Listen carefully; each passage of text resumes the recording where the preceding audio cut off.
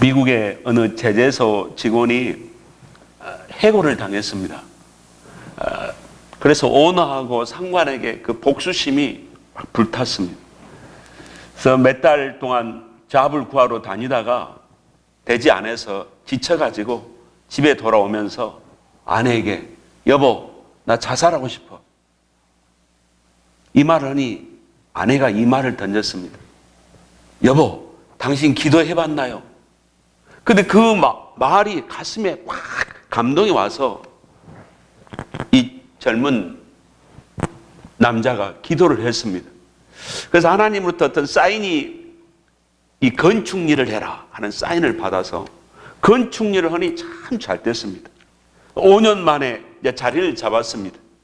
5년 후에 또 하나님께 기도했으면 하나님, 제가 건축 일로 나라를 다니다 보니까 깨끗하고 싸고 좋은 호텔이 참 찾기 힘든데 내가 이 호텔 좀 지으면 안 됩니까?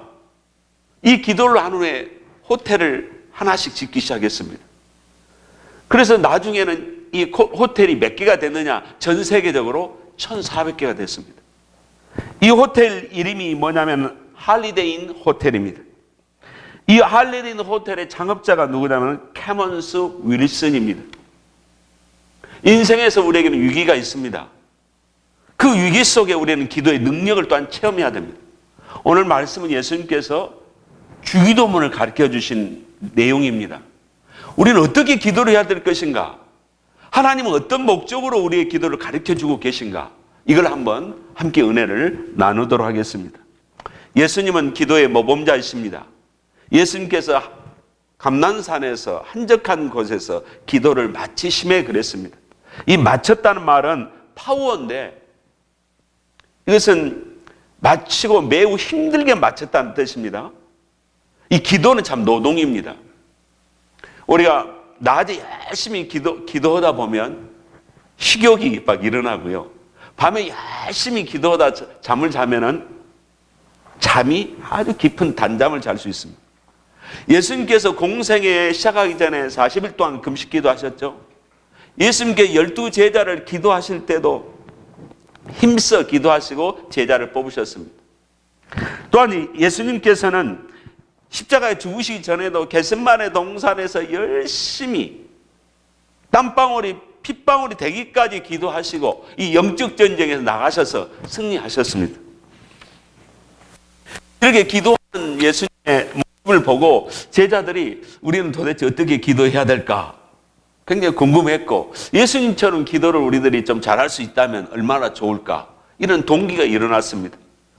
소문을 들어보니까 세례 요한의 제자들도 자기 스승에게 기도하는 방법을 배웠다 하니까 제자들이 예수님에게 예수님, 우리도 좀 기도하는 좀 방법 좀 가르쳐 주세요. 이렇게 말을 한 겁니다. 우리는 기도가 무엇입니까? 프로시코마이. 이 기도가 헬라어로 프로시코마이. 뜻은 뭐냐면 하나님께 나아가다 뜻입니다. 하나님은 영이십니다. 인간은 영을 가졌습니다. 하나님과 만나는 통로가 기도입니다. 영과 영끼리 대화합니다. 기도는 하나님 나는 부족합니다. 없습니다. 필요합니다. 이럴 때 우리는 기도가 시작이 됩니다. 예수님께서 제자들에게 기도의 몸을 가르쳐주고 계십니다. 너희는 기도할 때 이렇게 하라. 그래서 이 주기도문은 기도의 대상, 하나님을 정대하는 기도, 우리를 위한 기도, 이게 세 가지로 이렇게 나눠지고 있습니다. 하나님을 아버지라 부르라. 예수님이 가르친 이것입니다. 아버지여, 파테르입니다. 파테르. 마태복음 6장 9절에도 주기도문이 나옵니다. 하늘에 계신 우리 아버지여. 이 하늘이라는 단어는 우라노스입니다. 우라노스. 하늘. 하나님 영광의 보좌에 앉아 계신 자리가 하늘입니다. 이 하늘은 완전한 능력, 완전한 성결, 완전한 공평, 완전한 정의, 완전한 창조를 하시는 능력의 자리가 하늘입니다. 이런 하나님과 내가 친숙하다면, 이런 하나님이 내 기도를 들으신다면, 아니 내가 이런 하나님의 사랑을 받는다면 얼마나 우리가 인생이 복된 인생이 되겠습니까?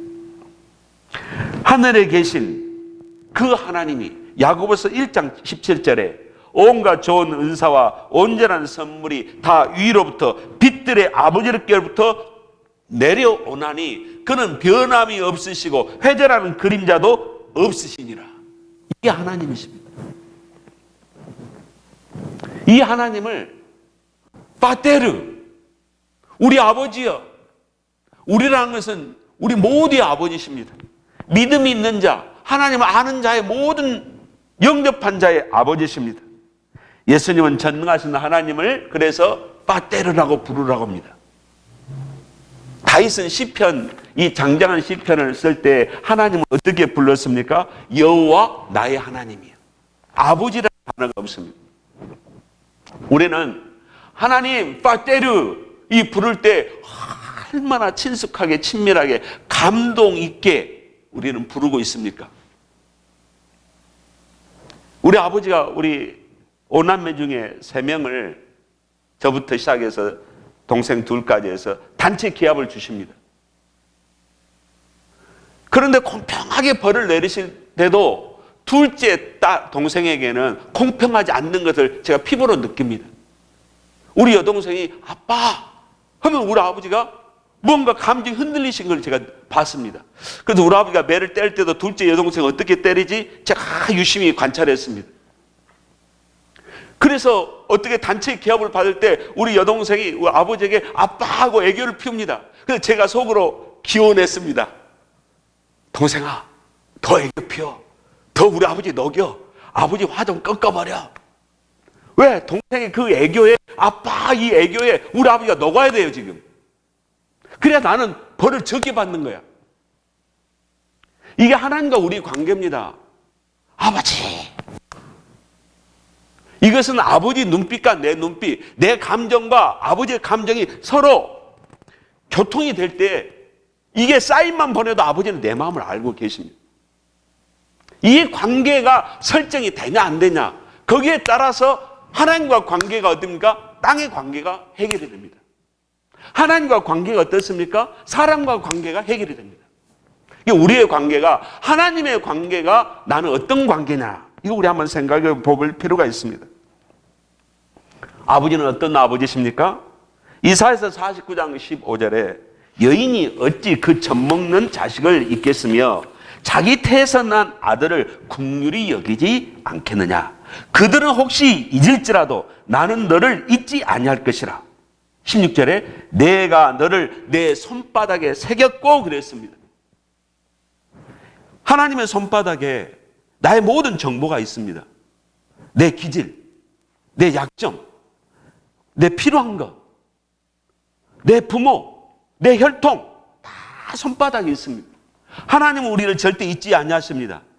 그래서 하나님은 책임지시는 하나님이요, 사랑의 하나님이요, 자비의 하나님이요, 우리에게 끝까지 복음의 비밀을 전달해 주신 아버지시고 복음을 아는 자에게는 성령의 능력과 악의 능력을 계속적으로 가르쳐 주시는 아버지십니다. 근데 이 아버지의 이 사랑을 알아야 내가 반응을 보이는 거예요. 부모는 자식을 잊을 수 있지만 창조주 하나님은 우리를 잊지 아니하십니다. 그래서 온 천지의 주이신 하나님에게 우리는 아빠, 아버지 이게 참 처음에는 어색할 수 있는 일입니다. 그러나 내 영혼이 정말 아버지 품에 안길 수 있을까? 됩니다. 내가 애교스러운 자가 되고 아버지에게 재롱 피우는 자가 되고 아버지 품에 텁썩 안기는 자가 됩니다. 이런 믿음을 가지시면 아버지 빛 가운데 거하시는 아버지 품에 안기는 영혼의 소유자가 될 줄로 믿습니다. 그래서 우리가 기도할 때는 하나님을 줄기차게 불러야 됩니다. 성령이 영이 내 영혼 속에 확 깊숙이 들어오고 내 영혼이 계속 아버지를 부를 때에 내 마음이 평안해지고 내 마음이 자신감 있고 뭔가 이제 내가 기도를 시작해도 해도 되겠다 할 때까지 계속 아버지를 부르십시오. 그러면 영이 충만합니다. 그때 영이 충만할 때 그때 강구하면은 우리가 하나님과 교통할 수가 있습니다. 하나님을 전대하는 기도입니다. 이름이 거룩히 여기심을 받으시며 그랬습니다. 그래서 이것을 의역하면은 하나님의 이름만이 거룩히 여김 받기를 원합니다. 이겁니다. 하나님은 어떤 분이십니까? 거룩하신 하나님입니다. 요한계시록 4장 8절에 거룩하다 거룩하다 거룩하다 주 하나님 곧 전능하신 이여 전에도 계셨고 이제도 계시고 장차 오실 자라. 레위기 10장에도 하나님을 거룩하신 하나님으로 표현했습니다. 저는 19살 때 은혜 받기 전에 거룩이라는 단어가 오게 되면은 아주 부담스러워요. 또 은혜 받고 결혼 전까지라도 이 거룩이라는 단어가 오면은 기분이 안 좋아. 뭔가 내가 거룩 속에 들어가면 손해보는 것 같아. 내가 거룩한 사람 되면은 진짜 이거 맛없는 사람 같아. 그래서 장로님이 거룩하신 하나님 이 주일학교 들을 때마다 굉장히 두렵고 무섭고 싫어요. 이 거룩이라는 단어가. 그런데 이제 은혜를 받고 결혼을 하고 진리 속에 들어가니까 거룩이라는 단어가 매우 친감이 왔습니다. 이 부담스러운 단어가 아니라 매우 영화로운 단어입니다. 내가 거룩한 존재가 되는가 보다. 이 거룩이라는 단어는 코데시, 그리스어는 하기야조입니다. 구별되다, 칼로 잘라대다, 높임을 받다. 그래서 우리는 하나님의 이름이 거룩하게 여기심을 받으시오며, 이 말은 하나님은 어떤 영계의 존재 천사들보다도 이 어떤 우주 만물의 아름답고 신선하고 좋은 것보다도 특별히 구별되신 이름이기 때문에 아버지의 이름이 거룩히 여기심을 받으시오며 하나님의 존재가 거룩히 받으셔야 됩니다. 당연하게 이렇게 기도하라는 것입니다. 하나님의 거룩한 본성이 가장 리얼하게 드러나는 사건이 십자가의 사건입니다. 왜? 하나님은 죄를 싫어하시기 때문에. 예수님께서 내 죄를 위해 십자가에 죽으셨습니다. 이 사실이 믿음이 없을 때는 안 들어와요. 이해가 잘 안 되는 겁니다. 야고보서 1장 18절에 그가 그 피조물 중에 우리로 한 첫 열매, 한 첫 결과가 되게 하시려고 자기의 뜻을 따라 진리의 말씀으로 우리를 낳으셨느니라. 우리를 출생했다 이겁니다. 그러니까 우리가 영적으로 새 생명을 얻어서 천국 백성이 됐는데 아담으로부터 내려온 죽은 생명이 새 생명으로 바뀌었고 지옥 갈 백성이 천국 백성으로 바뀌었습니다. 그게 왜 그렇게 됐습니까? 예수님이 보혈의 피를 십자가에서 흘리셨기 때문에. 성령께서 우리를 구원의 길로 인도해 주셨기 때문에, 하나님의 말씀으로 내가 이해를 해서 거듭났기 때문에, 피와 성령님과 진리의 말씀으로 우리가 출생한 것입니다. 모두 다 어머니 배에서 태어나셨습니다. 그래서 어머니가 공부를 못하고 어머니가 조금 세상적으로 뒤지더라도 어머니는 나를 위해서 피를 흘리셨습니다. 그래서 예수 믿고 나서 우리 어머니가 고맙습니다. 우리 어머니가 나에게 해준 것이 없다 할지라도 예수 믿고 나를 천국 백성 되게 하신 그 통로가 우리 어머니 태어 배입니다. 그래서 그 어머니가 너무 늙어가실 때는 불쌍하고 아프다 하실 때는 안쓰럽고 어머니가 용돈이 부족할 때는 더 많이 못 드려서 너무 미안합니다. 그래서 성령이 제대로 들어온 영혼들은 그 부모에게 고마움이 절절할 수밖에 없어요. 예수님은 우리에게 영적 어머니가 되기 위해서 십자가에서 피를 흘리셨습니다. 우리는 난산에서 태어난 자식들도 있습니다. 내 죄악이 무겁고 내 죄악이 고집스럽고 내 영혼이 무지하게 되면은 예수님은 난산하십니다. 더 살이 찢어져야 되고 더 뼈가 으스러져야 되는 겁니다. 왜? 내가 영적으로 이 출생하는데 너무 힘드신 거예요. 무지하기 때문에. 세상과 악의 영에 내가 감싸져 있기 때문에 이 영적 출생을 이 거듭나게 출산을 시키는데 너무 힘드신 거예요. 또 어떻습니까? 내가 예수를 믿고 나서도 주님의 뜻에 불순종하게 되면 사탄 막에 넘어가게 되면 어떻습니까? 예수님은 더 고통스러워요. 더 피를 흘리셔야 되고 더 찔림을 받으신 겁니다. 저 자식 때문에 부모가 대신한 고통을 감당하기 위해서 저 자식이 감당할 그 형벌을 이 부모가 대신 져주기 위해서 예수님은 똑같은 이 거듭남과 동시에 성화 과정에서 똑같은 고통 속에서 이 자녀들을 성장시킨 겁니다. 우리 어머니가, 다들 어머니는 고생하시죠? 버스 정류장에서 무거운 이불을 머리에 이시고 오시는 땀을 발떡 흘리며 오시더라고요. 제가 버스 정류장 가다가 우리 어머니를 탁 봤습니다. 와, 우리 어머니가 자식들을 키우시기 위해서 저 무거운 이불을 들고 땀을 펄펄 흘리고 오시는 거예요. 어머니가 안쓰럽고 불쌍하고 조금 창피하고, 그래서 무의식 속에 뭐가 있냐면 우리 어머니의 고생, 우리 어머니의 수고, 우리 어머니의 그 인내, 그 어머니의 인내, 어머니의 그 수고가 예수 그리스도의 인내, 예수 그리스도의 아픔, 예수 그리스도의 감당할 그 힘 때문에 우리가 여기까지 온 것입니다. 예수님은 우리를 위해서 지금도 중보기도하고 계십니다. 자식이 잘 돼야 될 텐데, 저 자식이 제대로 믿음 생활을 해야 될 텐데, 저 자식이 믿음 성장 사랑 충만해서 저 천국으로 내 가슴으로 와야 될 텐데, 우리는 어떻게 하면은 믿음의 사람, 거룩한 사람이 될 수 있겠습니까? 거룩이라는 단어가 최초로 나온 것이 창세기 2장 2절입니다.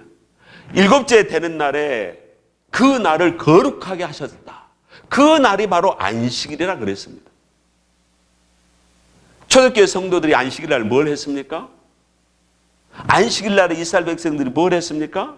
예배를 드린 겁니다. 우리는 하나님 앞에 경배와 예배와 성도들과의 교제와 말씀 속에서 우리는 거룩해질 수밖에 없습니다. 우리는 또 어떻게 우리는 거룩해질 수 있습니까? 요한복음 17장에서 답이 나옵니다. 예수님이 기도하셨습니다. 거룩하신 아버지여, 내게 주신 아버지의 이름으로 저희를 보존하사 우리와 같이 저희도 하나가 되게 하옵소서. 저희를 진리로 거룩하게 하옵소서. 아버지의 말씀은 진리이니라. 거룩해지는 방법, 예수님과 하나 되는 것입니다. 말씀으로 거듭나는 것입니다. 말씀으로 무장하는 것입니다. 이게 바로 우리가 거룩해질 수 있는 방법입니다. 예수께서 너희가 나를 사랑하면 나의 계명을 지키리라. 우리가 어머니 말씀에 순종합니다. 왜? 어머니를 사랑하기 때문에. 데살로니가전서 5장 23절에 평강의 하나님이 친히 너희로 온전히 거룩하게 하시고 또 너희 온 영과 혼과 몸이 우리 주 예수 그리스도 강림하실 때 흠없게 보존되기를 원하노라. 성령이 기뻐하시는 일을 하게 되면 기쁨이 찾아오지 않습니까? 말씀에 순종하면 어떻습니까? 성령이 주시는 기쁨이 우리 안에 충만히 임합니다. 그러니까 그 기쁨 때문에 나에게 오는 그 엔돌핀이 주고 도파민이 주는 어떤 호르몬보다 더 나에게 강렬한 희락이 있기 때문에 우리는 더욱더 거룩한 길을 추구하는 것입니다. 예수님께서 이제는 우리들을 위해서 기도한문을 가르쳐주고 계십니다. 나라가 임하옵시며, 하나님의 나라, 하나님의 왕국은 하나님이 지배하고 통치하신 것입니다. 이 하나님의 지배와 통치가 너희 심령에 임하기를도록 기도하라 이겁니다. 우리는 언제까지 기도해야 됩니까? 예수님께서 초림하시고 예수님이 재림 오실 때까지 악의 세력이 물러가고 내 안에도 육신의 세력이 물러가고 하나님 나라가 이루어지기 위해서 그때까지 계속 기도하는 것입니다. 우리 마음이 하나님 나라가 임하게 되면 의와 희락과 평강이 넘칩니다. 우리 안에 있는 귀신의 세력이 떨어져 나가야 됩니다. 사탄의 공격이 내 육신의 이 타락한 본성으로 옵니다. 이걸 제거할 때 우리가 하나님 나라가 임하는 것입니다. 하나님 나라의 다스림을 받습니다. 하나님의 다스림을 받으면 내 심령이 어떻습니까? 평안이 오고 안식이 오는 거예요. 그래서 우리가 죄를 회개하면은 이 질병이 거의 떨어져 나가는 이유가 뭐냐면은 내 자신이 주님의 뜻에 순종하고 심령이 천국이 이루어지면 영혼이 평안하면은 육체도 모든 세포도 호르몬도 정상으로 돌아가게 되어 있는 것입니다. 우리는 주님의 다스림을 받는 가정과 교회가 되도록 우리는 기도해야 됩니다. 이탈리아 군인 장교 고넬료는 목표를 세웠습니다. 하나님 아버지, 우리 집안 가정은 경건한 가정 되게 해주세요. 하나님 아버지, 우리 집안은 애비하는 가정 되게 해주세요. 하나님, 우리 집안은 구제하는 집안 되게 해주세요. 제가 이 사도행전 10장 2절을 읽겠습니다. 그가 경건하여 온 집으로 이 하인들까지 다 포함해서 더불어 하나님을 경외하며 백성을 많이 구제하고 하나님께 항상 기도하더니 그랬습니다. 이게 목표입니다. 가정 우리가 부부가 행복하는 목표가 있어야 됩니다. 부부가 항상 연속극만 보고 이야기하면 그것은 행복할 수 없습니다. 부부가 큐티 말씀의 진리를 나누는 것, 이게 행복의 비결입니다. 요즘 얼마나 인터넷 시대에 동영상에 좋은 영적 성장 프로그램이 얼마나 많이 있습니까? 이걸 가지고 우리는 은혜를 나누는 것입니다. 서로 진리 성장에 관심이 있어야 되는 것입니다. 세상적인 관심인 것은 그것은 두 사람에게 피곤함을 줍니다. 공허하는 거예요. 그래서 성경에서 지혜로운 여인이 누구냐? 잠언 19장 14절에 집과 재물은 조상에서 상속되거니와 슬기로운 아내는 여호와께로 말미암느니라. 지혜로운 아내, 지혜로운 남편은 온 가족들의 생명 성장에 관심이 있는 것입니다. 이 생명 성장이 안 되면 어떻습니까? 짜증, 불만이 꽉 차는 거예요. 그래서 이것을 투사를 시키는 거예요. 다른 사람들. 그 근본 이유를 모르고 자꾸 불만이 외부로 쏟아지는 것입니다. 우리는 복음 전파할 때 하나님 나라 확장됩니다. 우리가 왜 예수의 복음을 전합니까? 어둠이 물러가기 위해서. 지역사회. 복음이 들어간 곳에 가난이 물러갑니다. 질병이 물러갑니다. 재난이 물러갑니다. 부정이 물러갑니다. 그러니까 크리스찬의 지도자들이 불이익에 타협하게 되고 자기 배를 추구하게 되면은 그 형벌은 어마어마할 것입니다. 우리들이 믿음 생활, 순종 생활, 기도 생활을 통해서 내 자신이 한 영혼을 살리는 것은 하나님 나라의 어둠을 몰아내는 이 확장 사역에 내가 동참하는 것입니다. 건설하는 것입니다. 예수님께서 우리에게 필요한 기도를 가르쳐주고 계십니다. 하루에 필요한 양식을 위해서 구하라. 그것도 매일 날마다. 우리는 밥상 앞에 늘 기도합니다. 하나님 일용할 양식 주셔서 감사합니다. 고마움을 알아야 하나님은 더 서포트 하십니다. 당연히 여기는 사람은 하나님 기분 나빠요. 기도는 공급하신 하나님께 감사하고 고마움을 표하는 것입니다.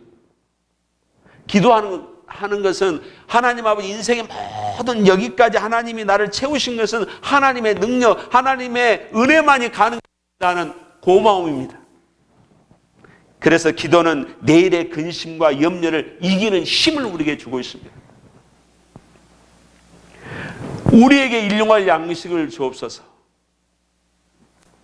날마다 나에게 양식을 주신 하나님, 우리에게 일용할 양식을 주시옵소서. 하루에 2,000원 가지고 생활하는 지구의 인구가 몇 명이냐면 30억이래요. 30억. 우리는 굉장히 풍요 속에 살고 있습니다. 하나님이 시야를 넓히기를 원합니다. 영적 나의 가지고 있는 자원을 가지고 도우라는 것입니다. 물질이 있으면 물질을 돕는 것입니다. 은사를 있으면 은사를 가지고 돕는 것입니다. 몸이 있으면 몸으로 돕는 것입니다. 돕는 자가 어떤 자입니까? 믿음이 있는 자가 돕습니다. 우리 교회도 여러 가지로 부족합니다. 이 선교하는 교회가 막 넉넉해서 선교하는 교회는 거의 없습니다. 그런데 믿음을 가지고 선교하면은 1년 지나다 보면 하나님 다 채우신 거예요. 이게 신기한 방법입니다. 그래서 구제를 한다, 선교를 한다, 다른 사람 영혼을 돌본다. 그러니까 믿음이 있는 자가 하는 것입니다. 믿음이 있는 교회가 하는 것입니다. 두려움을 이기는 방법이 뭡니까? 믿음입니다.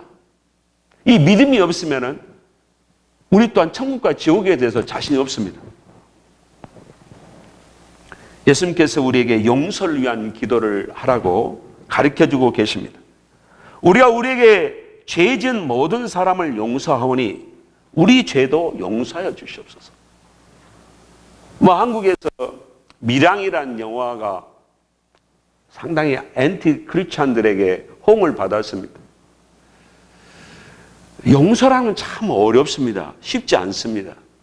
이게 가벼운 상처, 가벼운 손해는 용서해버리고 잊어버릴 수가 있어요. 깊은 손해, 깊은 상처는 용서를 빨리 하게 되면 더 큰 병이 될 수 있습니다. 그래서 용서라는 것은 어떻게 해야 되느냐? 이 사건과 상황을 이해하게 되고 상대를 보게 되고 그 주위에는 악의 세력과 하나님의 주권의 어떤 무슨 뜻이 있는가 여기까지 이해가 될 때에 우리는 용서할 수 있는 힘이 생깁니다. 하나님이 용서할 수 있는 힘이 안 생기기 때문에 기도하라는 겁니다. 너 나에게 십자가의 은혜로 용서받았잖아. 그 힘으로 용서하는 거죠, 우리가. 그런데 용서가 안 됩니다. 그럼 용서가 될 때까지 기도하십시오. 그 영혼을 넣고. 그러면 뭐가 보인 줄 아십니까? 나에게 손해 끼치는 상대도 보일 뿐만 아니라 나의 잘못이 보입니다. 나의 쓴뿌리가 보입니다. 나의 허물이 보이는 거예요. 동시에 어떻습니까? 상대의 약점과 쓴뿌리가 보입니다. 거기와 함께 영안이 더 열려보십시오. 그 뒤에서 역사하는 사탄 마귀의 무서운 흉계를 보게 됩니다. 그때 오 하나님이여 여기까지 나를 도달하기 위해서 이 상처와 아픔을 그렇게 고통스럽게 하셨군요. 그때 이해가 됩니다. 그때 하나님의 거룩하신 뜻, 우리를 훈련시키는 뜻을 깨닫게 될 때 주여 감사합니다. 내가 알았습니다. 이제 용서하겠습니다. 이렇게 되는 것입니다. 사탄의 유혹에 대한 기도를 하라고 예수님이 우리에게 가르쳐주고 계십니다. 악한 자의 시험에 빠져 죄를 짓지 말라는 것입니다. 우리를 시험에 들게 하지 마옵소서. 이렇게 기도하라. 시험 안 당한 사람이 어디가 있습니까? 그래서 우리가 이 영의 그리스도인 단계에 들어가지 못하면 계속 올라갔다 내려갔다 올라갔다 내려갔다. 이것은 내가 자아가 아직도 살아있기 때문에 이 시험을 내가 계속 당할 수밖에 없어요. 이 외적인 시험, 내적인 템프테이션. 인간이 얼마나 이 욕망과 쾌락이 약합니까? 인간이 연약해서 이 두려움이 얼마나 약합니까? 아브라함은 거짓말 얼마나 많이 했나요? 우리 인간이 시험에 안 넘어간 사람이 없어요. 시험에 넘어간다는 건 뭡니까? 시험을 주는 인격이 있다는 거 아닙니까? 마귀가 있다는 거 아닙니까? 이 시험을 통해서 우리들 눈이 번쩍번쩍 열려야 할 게 뭡니까? 이건 사탄 마귀의 역사구나. 이걸 우리들 깨달을 때 시험에 들지 않습니다. 앞으로 우리 인생을 얼마나 우리가 살겠습니까? 우리의 영적 전쟁이 뭡니까? 마귀와의 영적 전쟁이고 나의 자아와의 영적 전쟁이고 세상과의 영적 전쟁입니다. 이건 죽을 때까지는 죽을 때까지. 시끄럽지 않는 교회가 없고 시끄럽지 않는 정당이 없고 시끄럽지 않는 어떤 단체가 없어요. 목사님들 세계, 선교사의 단체 세력 시끄럽습니다. 다 시험에 드는 어떤 문제들 때문에 그렇습니다. 마태복음 16장에서 예수님 십자가에 절대 죽으실 수 없습니다. 예수님 죽으시면 절대 안 됩니다. 그러니까 예수님께서 마태복음 16장 23절에 베드로에게 뭐라고 했습니까? 사탄아 물러가라. 예수님의 12 제자들은 이렇게 쉽게 사탄 공격이 들어오는가? 그때 안 겁니다. 생각으로 들어온 사탄의 공격. 베드로도 자기가 사탄의 도구가 될 줄 모르는 겁니다. 그래서 우리가 사탄의 공격이 뭐부터 와요? 내 약한 생각으로 들어오기 시작하는 거예요. 그 약한 생각이 들어오도록 환경적으로 역사하는 거예요. 잠언 22장 보십시오. 불평불만한 사람들과 가까이 하지 말라. 불평만한 사람 보면 처음에는 선악과로 난도질하고 선악과로 분석하고 선악과로 이랬다 저랬다 판단해 주니까 끌려가요. 이게 굉장히 귀가 얇은 분들은 더 그게 재밌고 또 어떤 건 호기심 있고 점점 끌려가다 보면 세뇌돼가지고 그 사람 말이 맞은 거예요. 그럼 어떻게 됐습니까? 자기도 뭡니까?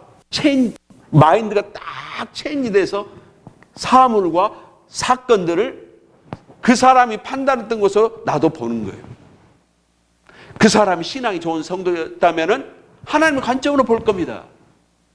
그 사람이 사탄 마귀의 공격을 잘 당하는 성도라면 그 사람 관점으로 자기도 사건과 사물을 보는 겁니다. 우리는 시험에 들게 하지 마옵소서. 우는 사자처럼 마귀가 노리고 있습니다. 먹이를 노리는 거예요. 누구든지 노리는 겁니다. 약한 틈만 놔주면 마귀의 밥이 되는 거예요. 두려움의 유혹, 달콤의 유혹, 이것을 이기기 위해서 습관적인 기도입니다. 다니엘처럼. 창고에다가 말씀의 양식을 저장하는 것입니다. 그리고 이 시험이 들어왔을 때 이 조기 경보 시스템이 발동돼야 되면 이거 내가 시험에 걸려들었구나. 그래서 고린도전서 15장 33절과 34절에 속지 말라. 악한 동무들은 선한 행실을 더럽히나니 깨어 의를 행하고 죄를 짓지 말라. 악한 동무가 누굽니까? 내 주위의 사람이 될 수도 있습니다. 내 가까이 있는 사람이 될 수가 있는 거예요. 그래서 성공할 때 깨어 있어야 됩니다. 영적 잘 나갈 때 깨어 있어야 됩니다. 기쁨이 충만할 때도 깨어 있어야 됩니다. 더 깨어 있을 때가 뭡니까? 영적으로 퇴보될 때 더 깨어 있어야 됩니다. 그래서 이 유혹의 통로가 어디서 왔는가? 또 지금 이 시험의 속도가 지금 어떻게 진행될까? 그 결과까지 계산하시고 또 어떻습니까? 내가 과연 그러면은 이 결과를 통해서 이기려면 어떻게 해야 되는가? 십자가를 바라보는가? 주님을 바라보아야 되는가? 우리는 말씀의 친구, 기도의 동역자들과 그룹을 이룬 것도 좋습니다.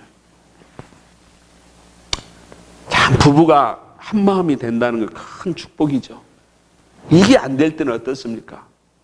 예수님과의 연합이 돼야 됩니다. 그래야 한 신앙 약한 자를 끌어올려야 됩니다. 이게 투쟁입니다. 얼마나 힘든지 모릅니다. 두 사람이 하나가 될 때까지.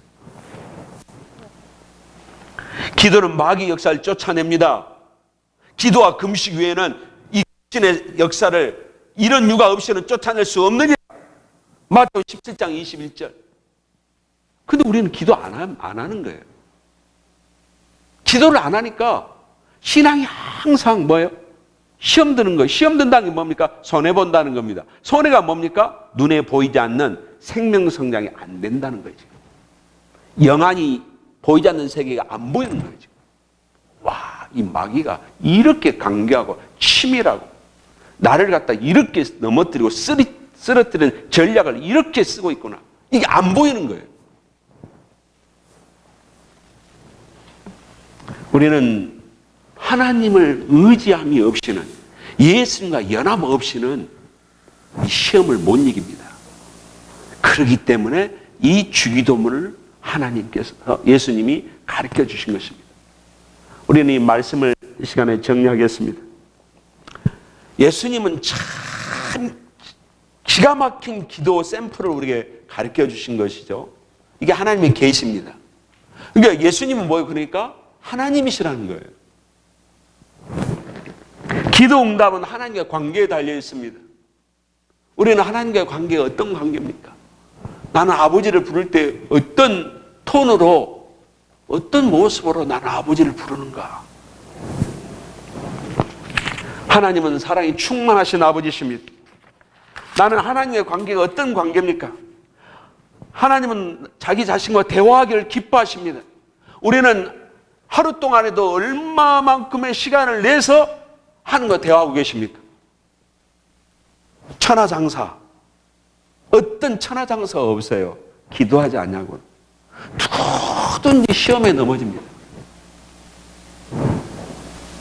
하나님을 경외한 자는 거룩한 삶을 추구하고 나만이 아닌 모든 사람들의 유익을 구합니다.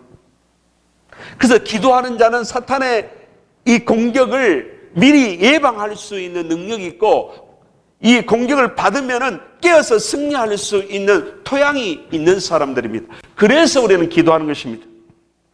우리는 주기도문 할 때 우리는 예배 마침용이나 어떤 모임의 패배용으로 우리는 생각하는 것이 아니고, 내 신앙의 기준이 지금 어떻게 돼가고 있는가? 나는 지금 하나님 뜻대로 내가 어떻게 지금 어느 준비에 있는가? 나는 잘 살고 있는가? 이게 진단하는 기도문이 바로 주기도문인 것입니다. 주님 오실 때까지 하나님과 친밀한 자녀가 되십시오. 사랑받는 자녀가 되십시오. 이런 목표를 세우십시오. 거룩한 삶이, 부담스러운 삶이 하고 가장 자연스러운 삶이 되도록 여기에 뜻을 정하십시오. 나보다도 없는 사람, 나에게 없는 사람에게 내가 줄 수 있는 은사와 물질의 공급자, 사랑과 기도의 격려가 되겠습니다 하는 이 비전을 세우십시오.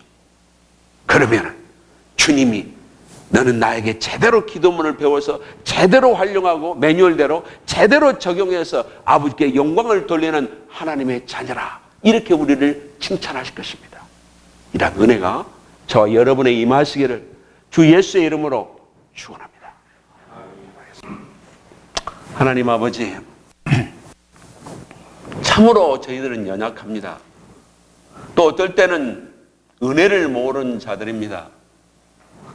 하나님과 가까이, 다 가까이 가는 저들의 영혼이 되게 하여 주시옵소서. 예수님의 이름으로 기도드리옵나이다.